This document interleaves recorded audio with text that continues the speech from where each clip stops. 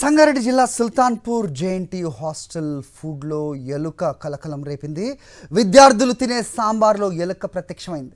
నాణ్యత లేని భోజనం పెడుతున్నారంటూ విద్యార్థులు ఆగ్రహం వ్యక్తం చేస్తున్నారు. వారం క్రితం ఫుడ్ కాంట్రాక్టర్ను మార్చాలని విద్యార్థులు ధర్నా కూడా చేపట్టారు.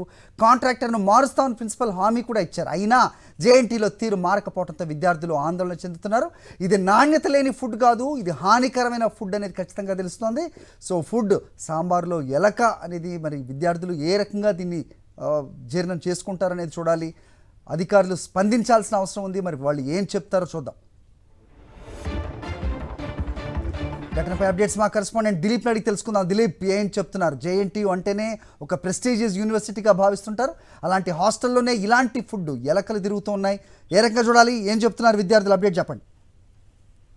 సరే, చూసుకోవచ్చు. సంగారెడ్డి జిల్లా చోటకూరు మండలంలో ఉన్నటువంటి సుల్తాన్పూర్ గ్రామంలో ఈ జేఎన్టీయూ క్యాంపస్ లో ఈ ఏదైతే ఈ ఫుడ్ కు సంబంధించినటువంటి విద్యార్థుల ఆందోళన ఇది గత కొన్ని నెలలుగా కొనసాగుతున్నటువంటి పరిస్థితి. సో ఫుడ్ కాంట్రాక్టర్ సరైనటువంటి భోజన సదుపాయాన్ని ఏర్పాటు చేయట్లేదనేటువంటిది విద్యార్థులు ఆరోపిస్తున్నప్పుడు కూడా అటు యాజమాన్యం కానీ ఎలాంటి చర్యలు తీసుకోకపోవడం దుర్దూరంగా కనిపిస్తోంది. సో ఈ రోజు కూడా చూసుకుంటే ఫుడ్ కాంట్రాక్టర్ ఏదైతే ఈ చట్నీ సాంబార్ సంబంధించినటువంటి దాంట్లో ప్రతికి ఉన్నటువంటి ఎలుక సాంబార్ పైన తేలియాడుతూ అటు ఇటుగా తిరుగుతున్నటువంటి పరిస్థితి. సో దాన్ని వీడియో తీసి సోషల్ మీడియాలో పెట్టినటువంటి పరిస్థితి. అయినప్పటికీ కూడా ఇంకా అధికారులు మాత్రం ఇంకా స్పందించినటువంటి పరిస్థితి. సో జేఎన్టీయూ ఆ కాంట్రాక్టర్ గా ఉన్నటువంటి వ్యక్తి సత్యనారాయణ, తను ఫుడ్ కాంట్రాక్టర్ కేవలం అక్కడ సుల్తాన్పూర్ లో ఉన్నటువంటి జేఎన్టీయూ కాకుండా 2 తెలుగు రాష్ట్రాల్లో ఉన్నటువంటి జేఎన్టీయూలో అన్నిట్లలో కూడా తననే ఫుడ్ కాంట్రాక్టర్ గా వ్యవహరిస్తా ఉన్నాడు. సో ఫుడ్ కాంట్రాక్టర్ కి కొంత రాజకీయంగా పలుకుబడి ఉన్నట్టుగా కూడా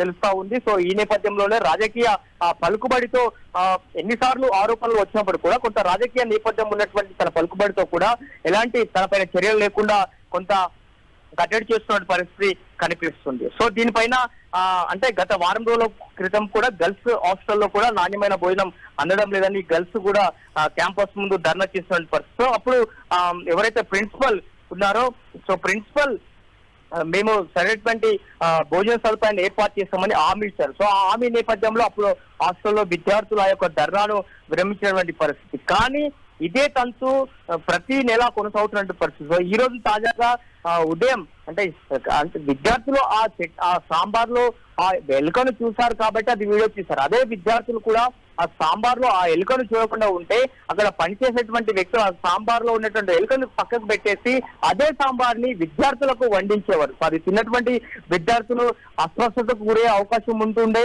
అందరికీ విరేచన అనేది హాస్పిటల్లో చేరే అవకాశం. సో ఒక విధంగా చెప్పాలంటే కొంత ప్రమాదం తప్పిందని చెప్పుకోవచ్చు విద్యార్థులకు.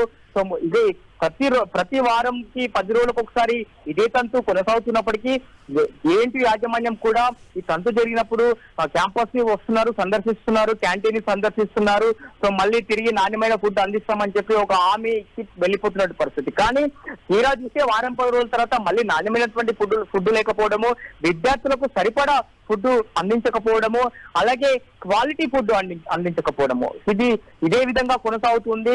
ప్రతిష్టాత్మకమైనటువంటి యూనివర్సిటీలో జేఎన్టీయూ ఒకటి. సో అలాంటి జేఎన్టీయూకి మొత్తం ఈ ఫుడ్ విషయంలో మాత్రం చాలా బ్యాడ్ నేమ్ వస్తున్నప్పటికీ కూడా యాజమాన్యం మనం స్పందించట్లేదు. కేవలం అధికారులు కూడా కొంత రాజకీయ పలుకుబడికి లోబడి మాత్రం కాంట్రాక్టర్ అంటే ఫుడ్ కాంట్రాక్టర్ గా ఉన్నటువంటి సత్యనారాయణ మాత్రం మార్చలేనటువంటి పరిస్థితి కనిపిస్తుంది. హరి.